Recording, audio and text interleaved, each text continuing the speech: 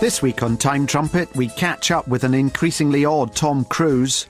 I've got 3 of these. I have to wind them every morning or else time will stop. We look at the high-tech remake of Last of the Summer Wine. Where's that natty little waitress's uniform then, you lovely little bit of crap? Oh! Put your foot down, Milburn! And we trace the royal family's decline in popularity. Even the army lost respect for them. At the last trooping of the colour, most of them who turned up just wore tracksuits.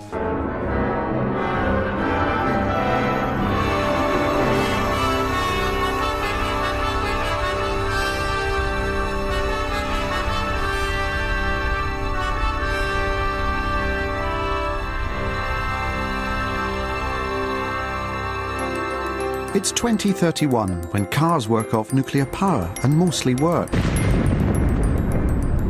One of the biggest accidents in the first decade of the 21st century was when a massive swarm of bees got into the BBC's computer systems. At first, of course, everyone thought there was something wrong with their own TV, especially because the newsreaders refused to acknowledge it. First, there was a summary of the day's news, and the main news came this evening. I think they came in through an outside broadcast wire. They were there for a month. So I'm doing what I'm told. I think a good day for the outsiders to... Once the bees got into the BBC's central computer, there was an enormous mix-up at Television Centre's studios. You fancy some coffee? Oh, not for me. I can't stomach it at the moment. Water, then? Water, no. OK, back in a bit. All right. Pay dispute broke up tonight without agreement. Royal Mail managers say their payoff of 14.5% over 18 months is incredibly good. The union... Here you are. And there we see the first few of them going round. Going to be a tricky race, this very fast track. That's already included within the Immigration and Nationality Directorate to try and deal with this problem. Charles Clarke is going to be having a whole load more meetings. June the 12th, 2018, the coronation day of King Charles. There's King Charles with his wife. Very few members of the public bothered to come and watch. You can imagine all the preparation that goes into a day like today. Even most of the army didn't turn up. The full glory of the Sovereign's escort. This confirmed a disrespect for the royal family that had been going on for decades. Oh, in the end, it was pathetic. I mean, you see Charles on the bus and the people flicking at his ears and saying, what are you going to do about it? I mean, they were on a walkabout one day and they got pelted with chicken shit. I mean, that wouldn't have happened 10 years ago, would it? The real wake-up call from my point of view was going on Parkinson. And I thought it would be this sort of friendly chat. You know, you're a bit of a Jack the Lad, I'm a northern bloke. And he opened up with, don't you think you're a bit of an anachronism in the 21st century? Right. And I smiled and laughed because I thought anachronism was a good thing. Only last week, actually, I went up for a commercial casting, and I was sitting right next to Prince William. And that's the third time.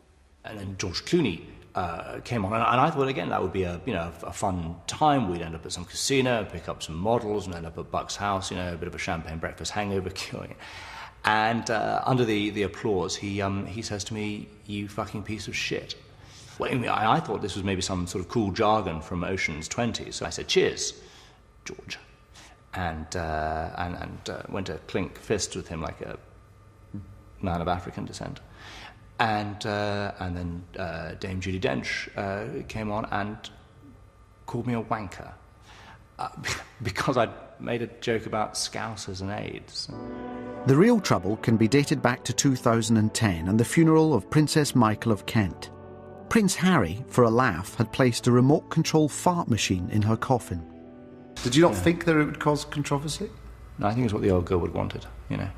She used to pipe them out like a Mexican donkey. I personally, and I'm not alone in this, think the fart machine was inappropriate. I mean, the Archbishop of Canterbury was doing his address and you could hear these farts going off. And then, of course, you know, when everyone realised that it was coming from the coffin, Archbishop Rowan Williams runs over, tries to retrieve the little machine, but as he was bending over, he actually, you know, farted himself, and that just set everyone off again, so... Well, to my surprise, the Queen laughed. She's a person of far more humour and even subversive humour than she's credited with. Royalty isn't something you're born into. You have to earn that position of respect. It's not just... No. No, you are born into it.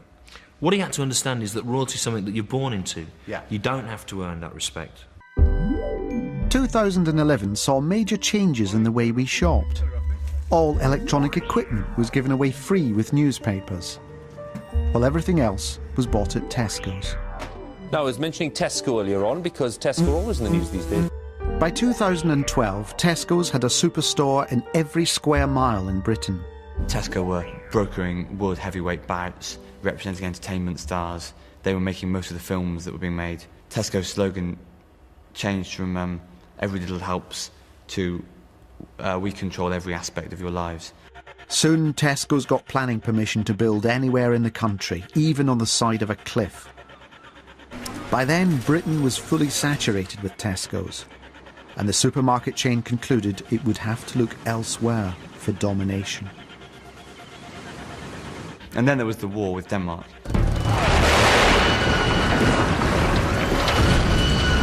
It started, of course, because Tesco needed room to expand. For a long time, they'd yearned to create a superstate, which was, well, the first retail country. At noon on January the 21st, 2013, Tesco's invaded Denmark with 200 superstores and 1,500 Tesco Expresses.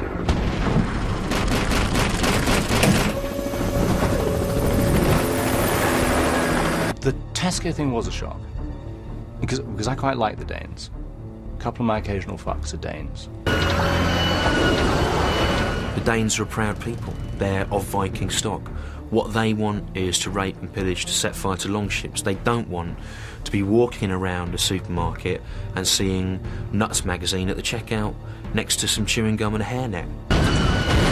That's not what the Vikings want. The war between Tesco's and Denmark lasted just 5 hours. This is all that remains of Copenhagen. Later in Time Trumpet, we'll be catching up with an increasingly odd Tom Cruise. I'm widely traveled. No, I've visited all 15 of the inner planets of the galaxy. I often go dressed as John Voight, just to blend in. People in other galaxies seem to like to dress as John Voight. But first, special effects. You think you'll be kind to my bicycle? Oh, stop worrying. I'll get it back for you. I'll commandeer this vehicle.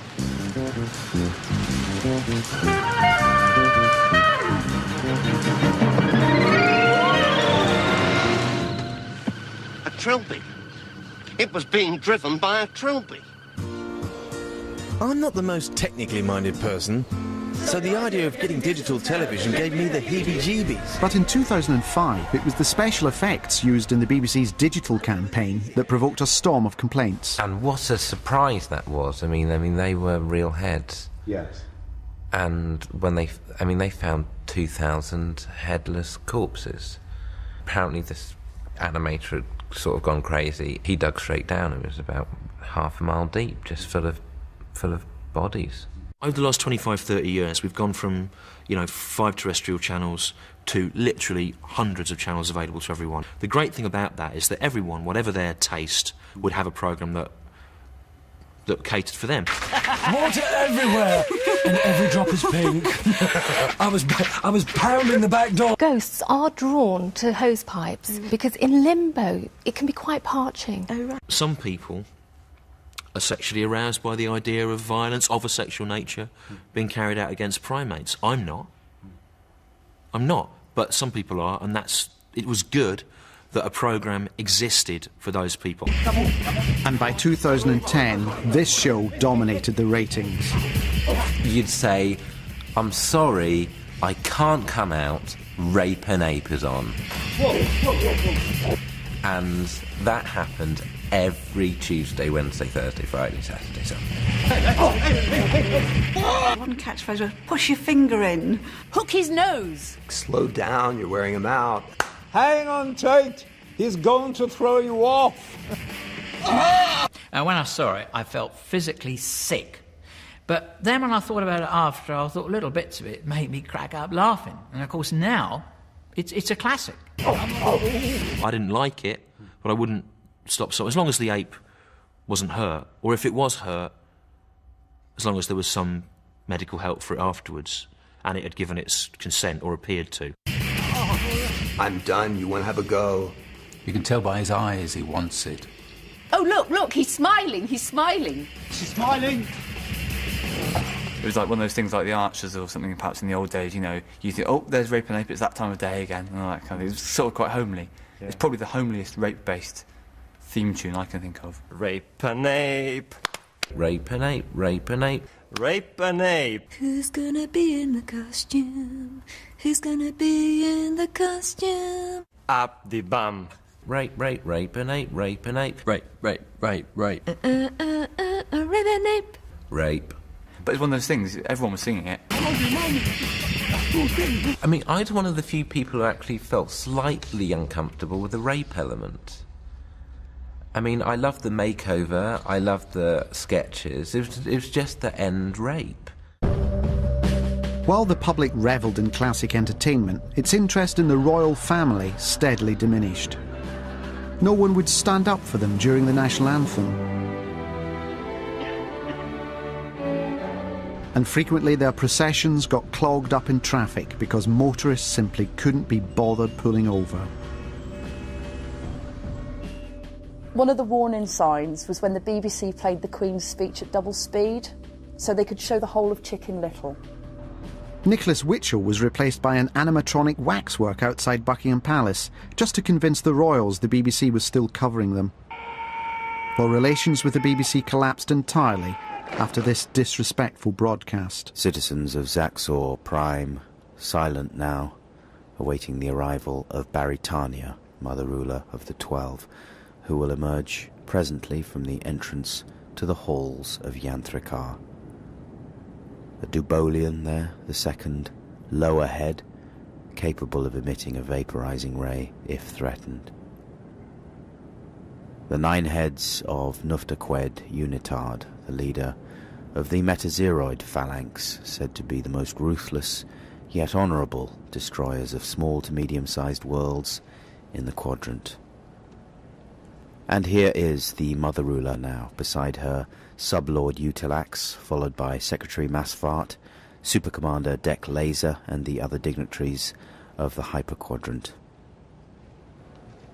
A difficult year, of course, for the mother ruler, having been forced to give up control over the planets of Radox, Venjal, and Badadas by the Kiltrons, themselves understandably absent from the ceremony this Yaran. This was the last major royal occasion that people turned out to watch. And while absolutely no one came to King Charles's coronation, millions flocked to Paul Burrell's newly opened Diana theme park. The Diana theme park was a way of keeping her memory alive. The profits are incidental. I don't know what they are beyond that I need never work again. He came in for a lot of stick for the Diana fun park, didn't he? Yeah, because he was saying that it was all about honouring her memory, but while he was saying it, he was actually charging people £5 to hear him say the words. So they had so many attractions there. There was the Angolan landmine log ride. There was a cry for help bumper cars, wasn't there? Yes. The crash coaster. The Queen of Go-Karts. Bulimia Nervosa Big Dipper, wasn't there? Yeah. There was even a bungee jump attraction called Her Royal Highness. The idea is that you float through the journey of Diana's public life on lovely, bubbly water. It starts in 1970. Beneath us, the water is giggly, highly pumped and transparent.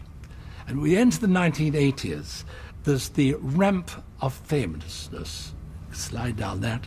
Princess Diana is not something that should be commemorated by a roller coaster. You know, it's true that she went fast, and she could go high and she could go down, and that you might feel sick after you'd ridden her.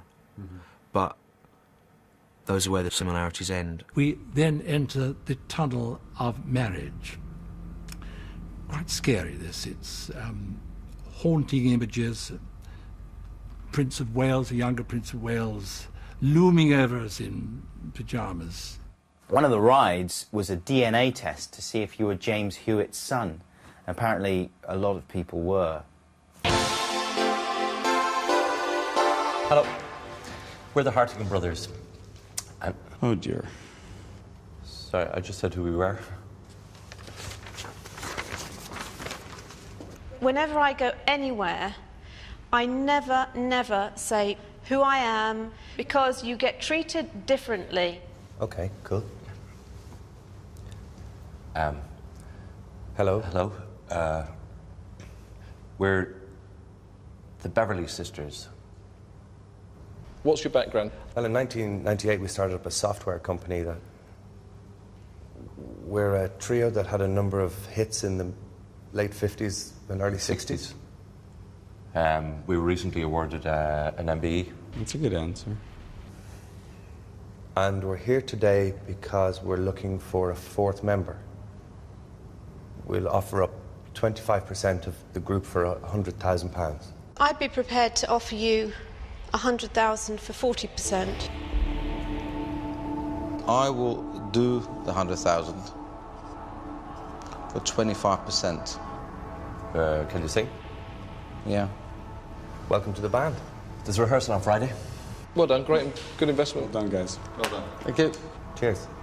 Dragon's Den and Rape and Ape were one of the succession of classic entertainment shows over the years that have been celebrated in the now classic history show, This is The Story of Light Entertainment. One of the most vexing problems facing the BBC in the early years of the 21st century was both deceptively simple and infuriatingly elusive: how to find a successful format for the lottery show. According to sources at the time, the early meetings were quite light-hearted. But as time went on and ratings plummeted, the strain began to show in the faces of the executives charged with polishing this jewel in the BBC's scheduled crown. The BBC brought in focus groups to determine what the audience wanted from their lottery show. The answer came back loud and clear: big-name hosts. The BBC responded to this with renewed vigour. Different combinations of hosts were tried and rejected, such as Natasha Kaplinsky and Patrick Kielty. Still, the audience switched off. The executives were running out of steam. On one occasion, they worked through the night, drafting and redrafting a treatment in which Graham Norton would get celebrities including Cleo Lane and Dennis Healey to dance the numbers. Another session, at a weekend retreat, resulted in a proposal for Davina McCall to speak in binary. Inevitably, the patience of the then Director General, Boris Johnson, ran out. He's seen here at a meeting of BBC governors where he demanded that the corporation stop the overspend on extravagant formats and big-name stars and simply read out the winning numbers. By 2013, the BBC's campaign to persuade everyone to buy a digital telly was even more controversial than the last one. Oi, Chipface, it's me, Denny Digit. Don't look at me like that, I'll fucking kill you. Why haven't you switched over to digital yet? We told you about 500 fucking times. What, is it too hard to understand? If your telly's old, you gotta buy a new one. Otherwise, no more telly. Comprehended, Grandad? And if you've already got a digital telly, don't get too smug, because we're going to switch to high def in a few years, and then you'll have to get one of them and all. And then after that, it's going to be fucking holograms, so you'll need an hologram machine, and after that, it's going to go into your fucking mind. So you'll have to get a special operation if you want to carry on watching fucking EastEnders, you cunt. All right? So don't say we didn't tell you. The most popular satellite show was a Polish soap opera. To przez Kingę. Nie. Po prostu nie miałam dzisiaj nic ważnego w szkole I spokojnie mogłam sobie... It was so popular at the time, a lot of people throughout Europe learnt Polish in order to understand it. Dzień dobry. Dzień dobry. Cieszę się, że pani przyszła. No była pani ze mną umówiona na rozmowę w sprawie pracy, prawda? Z panem? However, for the benefit of Time Trumpet viewers, we've hired some voiceover actors to revoice it in English. Dziękuję bardzo. Remember, you're a great writer and it's a great book. I'm just a bit nervous. Don't be nervous. Remember what the doctor said. You're normal. I'm normal, just like everybody else. That's what he said, wasn't it? Oh, hang on. There's a really very attractive man. I have to talk to him now. Okay, wish me luck. In a good luck way.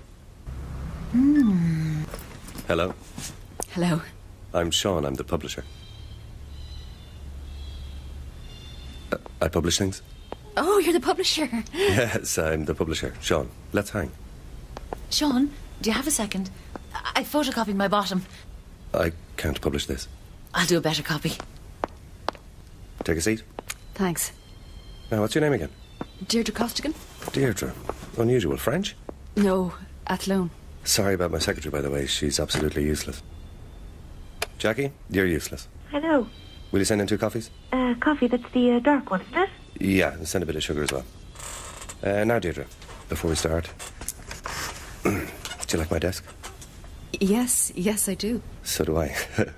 I'd really appreciate it if you'd just touch it for me. It's worth a fortune, so it is. Your script is brutal, love, and I'm not going to publish it, and neither is anyone else in it alone, in my opinion, and I make no apologies. You can't write, you haven't done your research, and you don't know your subject. All mechanics in Athlone are crooked, we know that, but you've got to give me proof if I'm to, publish and make some money to go on holidays. Now, coffee in cups. Thank you very much. I made it quick, didn't I? Did you remember to boil the water first, Jackie? Nah, you must be mental. I don't take sugar usually, even 1 spoon I go all. The doctor told me I shouldn't really take. Oh, there you go. That's the table wrecked now, destroyed. I'm so sorry, I'm normal. I have hankies, I'm a lady. I have hankies, but I'm a publisher. Such was the popularity of Paul Burrell's Diana theme park that he opened another 50 of them the following year. You went in and there was a museum of all the things of Princess Diana's that Paul Burrell had collected. There were plates and crowns, and her first fried egg was there. It had gone off a bit now, but you could still see what it would have been like. There's an AIDS patient wandering around you can touch. The royals were being forgotten. Of the millions who flocked to the Diana theme parks, polls revealed nearly 70% of them didn't even know she'd once been a royal. 90% of them thought she'd been married to Paul Burrell. The royals were in crisis. They faced disrespect from the public. My mother, famously once said she wanted to be known as the Queen of Hearts, when I've been dubbed Prince of Farts, which actually doesn't sound that dissimilar. King Charles ordered a referendum on who should rule Britain. He stood, as did Helen Mirren. A bit intimidating, really. As the opinion polls came out in the lead-up, showing they were stuffed, they started to panic. They arranged photo shoots of them eating fish and chips with builders. The royal calendar there were pictures like Charles giving a piggyback to one of the royal dogs. William learnt the Peter Crouch dance, which no one remembered by then. Everyone thought he was having a seizure and was too ill to be king. Exit polls showed Mirren was ahead. I do remember saying to Wills, I said, don't the army swear an oath to us? Couldn't we get them to shoot all the people who voted for Mirren? And he said, not sure. Let me look into it. Next thing I know, the stupid shits emigrated to Monaco. Peter. David, what a 3-way battle this is. Quite extraordinary. Here's our But the result was a shock. A majority had written an extra name on the ballot paper and voted for the memory of Diana. So now all royal palaces lie empty in her memory. The royal family are occasionally seen processing for their own amusement, which they do in the middle of the night. Meanwhile, Prince Harry was allowed to keep his title, but he was now officially memorabilia. My mother, she used to say to me, the longest word in the English language is smiles. Yeah. Because there's a mile, you see, between the first and the last S. What I did out of loyalty to Diana, according to her wishes as I imagined she would have expressed them were she to be alive, and consulted on certain issues. There's a certain amount of supposition there, but based on facts as I choose to see them. But what about Rape and Ape? By its 5th season, the show was losing viewers to a much better entertainment programme. Ross Kemp on Fire. What was all that about? Well, it was about setting light to Ross Kemp. I know, brilliant. I think Grant would have done well here anyway. Grant would have loved it. Originally it was supposed to be Kemp in water, with Kemp in various water states, seas, lakes, rivers, lodge puddle in a car park, but it was a health and safety nightmare. You might have shot a few more things than I've shot, but that's only different, right? I mean, the worst of it were just the quips, which just became interminable. What a hot show we've got. Who the Blazes are my guest. I'm Ross Kemp and I'm on fire, which is just a fact. The first time I saw it, I thought, where does this go as a series? But it just got better and better. Ross Kemp on Fire was just one of a raft of new programmes in which well-known celebrities were commissioned to do more and more dangerous things. Andrew Marr's Sunday morning politics show always now opened with Marr doing an incredible action stunt.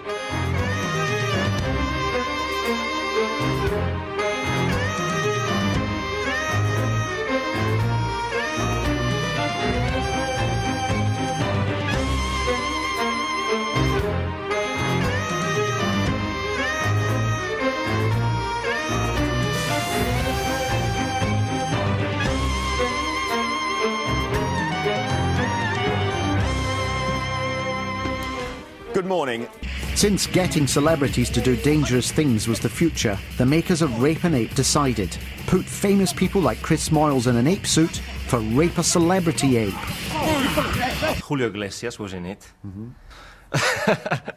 He was. He didn't look pleased. I loved the way Ricky Gervais just kept that dance going for a long time, but it did anger the others in the cage. I don't think he ever danced since, has he, really? Were you ever invited onto it? No, I was never invited onto it. I'd like to have been. All those great big hairy men putting their paws all over me.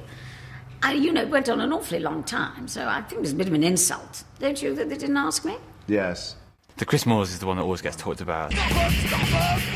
Speaking 10 years ago on Darts at Stars, Chris Moyles gave his own account of this celebrity abuse. I mean, I was expecting it was going to be like the Buzzcocks, where they give you all the answers and then you know what's going to happen. But no, none of that. I mean, I was expecting to be given a bit of lube, be told where to stand, given a couple of lines to say, instead of which I was straight in there. There are people that like to see sexual violence happening to apes, but not necessarily apes which then have the face of Chris Moyles. There's a line in the sand, and that programme crossed it. Yes, but the producers at the time said the fault wasn't having celebrities. The fault was merely that one of the celebrities was Chris Moyles. Yeah. When someone like Michael Fish dies of anal trauma in a hospital ward, you do think, as good as that was, should I be watching this?